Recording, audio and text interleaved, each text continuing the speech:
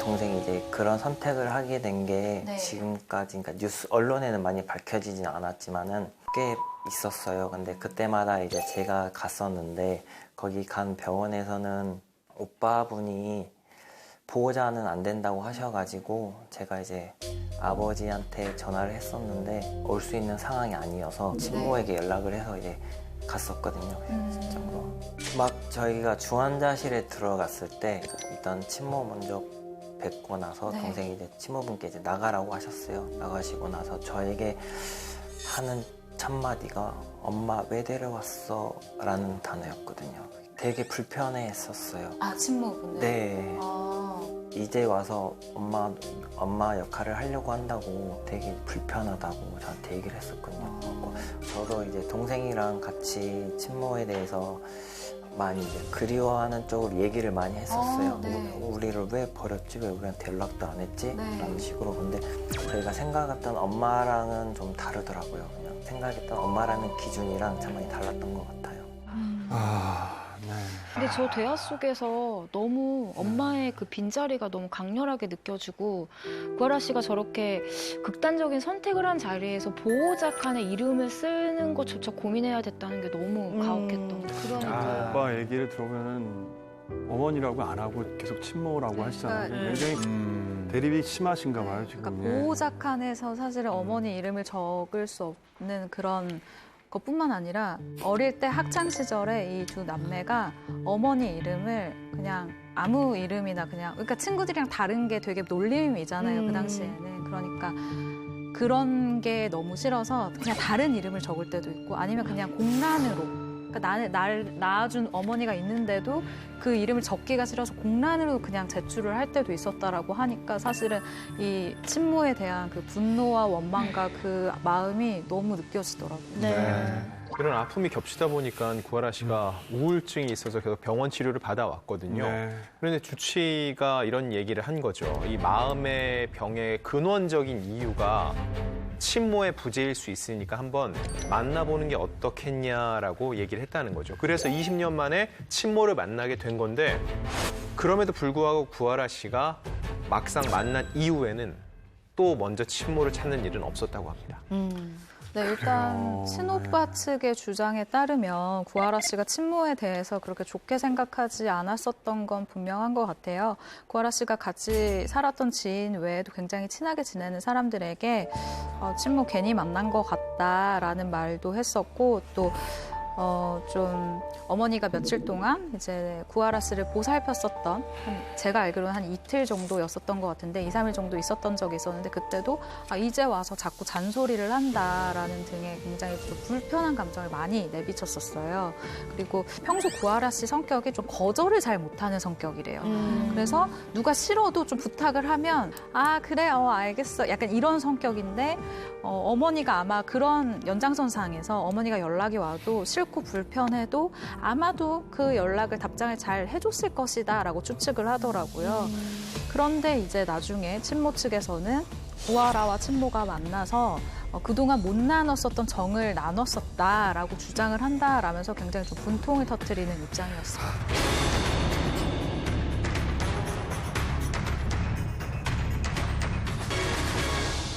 지금까지 상속법이 개정이 되지 않았어요. 그러다 보니까 이렇게 저희처럼 이제 피해자들이 발생이 되고 앞으로도 이제 이런 일이 발생이 안 된다는 보장이 없잖아요. 그리고 제가 여기서 법을 못 바꾸면은 나중에 어떤 사람이 와서 이 법을 바꿀지 의문이 들어서 네. 저에게 이제 명분이라는 게 생겨서 이걸 이용해서 그냥 좋은 일 한번 해보자.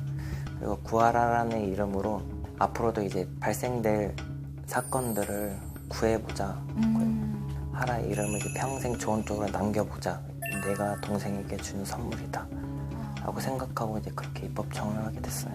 구하라 법의 입법 진행 상황에 대해서 궁금해하는 분들이 굉장히 많아요. 지금 현재 어떤 상황인가요? 처음에는 이제 10만 명 동의가 쉬울 줄 알았는데 여러 사건들이 터지다 보니까 네. 많이 약간 묻혀서 약간 힘들더라고요. 네. 근데 방송 통해서 이제 10만 명을 동의를 이제 받았잖아요. 네.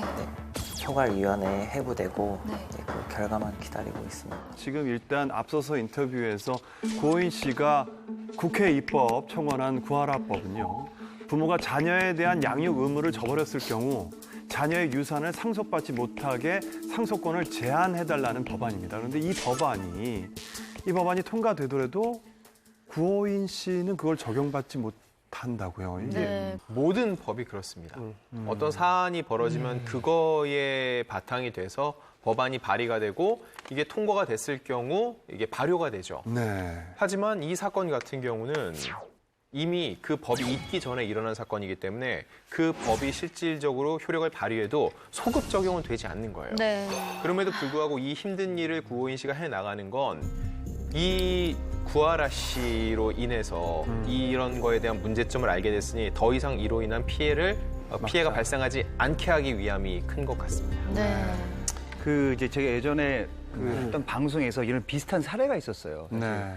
이제 자식을 어쩔 수 없이 버리고 이제 다른 가정을 차리다가 자식들이 사고로 당해서 이제 사망을 했던 경우인데 역시 이제 보상금이 이 친모한테 나왔어요. 그런데 이 친모는 보상금을 포기하고 그 자녀들을 키워준 그 친척에게 자신의 재산을 고맙다고 준 사례가 있었어요. 그게 맞는 이게 거지. 진정한 친모가 아닐까 생각이 듭니다. 그리고 저는 이제 고 구하라 씨의 친오빠 분처럼 자꾸 목소리를 내셔야 된다고 생각해요. 그래야지 조그만 목소리라도 우리가 모아서 우리끼리라도 모으고 그러다 보면 또 하나씩 바뀌고. 그럼요. 네, 그럼 예. 더 좋은 쪽으로 이제 가고 그래서 구하라 법이 생기면 그걸 또 계기로 해서 또 하나가 또 더 좋은 게 생기고 그래서 점점 더 좋게 바뀌어 갈 거라고 생각해요. 그래서 저는 고 구하라 씨 오빠분이 파이팅 하셔서 끝까지 목소리를 내야 목소리를 됩니다. 더 내주셨으면 하는 바람입니다. 근데 제가 듣기로는 이 친어머니와의 소송 분쟁 중에 이제 오빠가 오히려 조금 불리한 상황이라고 들었어요. 이건 왜 그런 건가요? 저희가 이 얘기를 계속 반복해서 하고 있는데 되게 슬프게 느껴지는 게 어쨌든 이 구하라 씨의 유산은 무조건 부모가 그 상속순위가 1순위예요. 왜냐하면 구하라 씨에게 자녀와 배우자가 없기 때문에. 근데 이게 문제가 되는 부분이 이 구하라법의 핵심이 이제 친권과 양육권자를 포기한 자 그리고 실제로도 양육을 전혀 완벽하게 소홀히 하고 방관한 자에게도 이게 상속이 가니까 지금 문제가 되는 거잖아요. 법이요. 그렇죠. 현재 법이. 예. 네.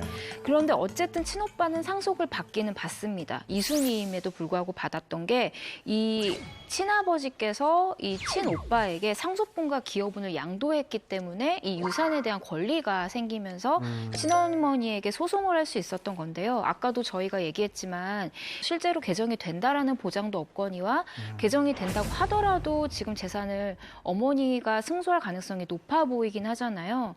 근데 저 인터뷰 지켜보면서 좀 어떤 생각이 들었냐면 오빠가 정신적으로 되게 힘들 것 같거든요. 네, 맞아요. 근데 저희는 사실 이걸 보면서 분노하고 있는데 약간 오빠는 분노를 넘어서 지금 좀 차분히 이성적으로 대응하고 있다는 생각이 드는데 좀 개인적으로 응원해주고 싶은 마음이 드네요. 네.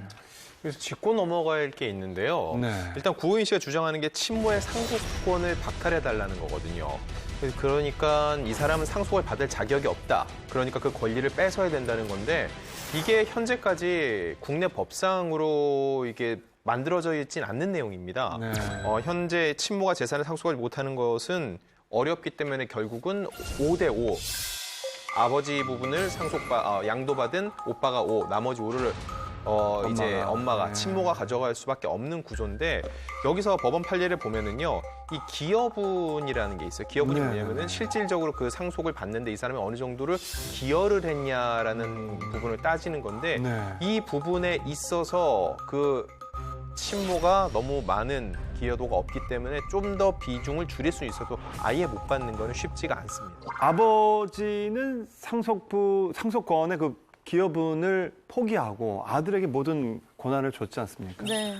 이 부분이 중요한데 반면에 고 구하라 씨의 친어머니께서는 끝까지 상속권을 유지한다는 입장인데요. 근데 이 상속권을 유지하려고 하는 이유는 너무 정말 두말하면 입이 아플 정도로 당연히 돈 때문인데 100번 양보해서 어머님의 입장에서 상속권자 1순위이기 때문에 현행법상 그 재산을 받아가려는 걸 이해한다 치더라도 전 아쉬운 부분이 생전에 구하라 씨가 정신과 의사로부터 엄마를 만나보라는 권유를 받았다는 건 트라우마가 굉장히 깊었다라는 네. 얘기인데 그때 구하라 씨를 내가 미안했다라고 보듬어주고 오빠 오빠 역시 우리에 대한 미안함을 얘기하지 않았다고 했잖아요. 그런 정서적인 보듬음을 좀 해주셨다면 구하라 씨가 이 모든 돈 문제, 유산 문제를 떠나서 좀 편하게 눈 감을 수 있었을 테고 오빠의 분노도 저 정도는 아니었을 텐데 저는 그게 제일 아쉬운 것 같아요.